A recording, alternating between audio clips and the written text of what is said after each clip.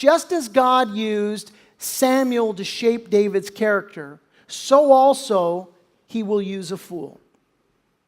And in your life, he will use wise men to shape your character, and he will use fools to shape your character if you will let him, right?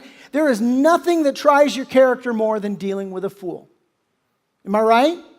I mean, think about it. You ever been there? A guy cuts you off in traffic? You fool. And it's just, it's more, how you react is more a reflection of you and your character than it is about the fool that did whatever it is that they did. Right? And I want you to think about it because we deal with fools all the time. You got an obnoxious neighbor, right? Just drives you crazy, pushes every single button. Or you go out of your way to bless somebody, to care for them, to provide for them. You've done something super sacrificial, and then what do? They curse you in response, which is what David's dealing with here. Now, what is it about dealing with fools that brings out the worst in us? I don't know, man. And here's when you think about David, he's been through worse. I mean, think about it in the scale of what David's been through.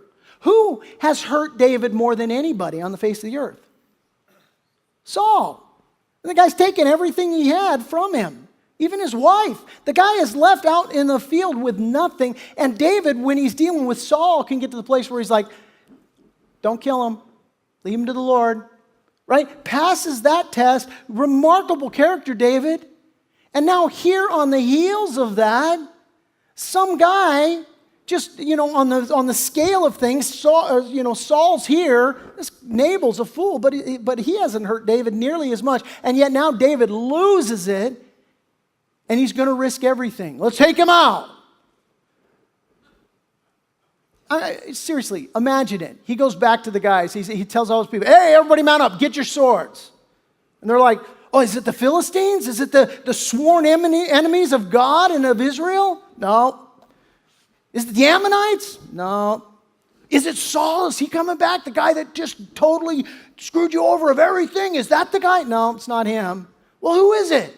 It's some farmer called me names. Right? Now, we laugh, but isn't that how we respond?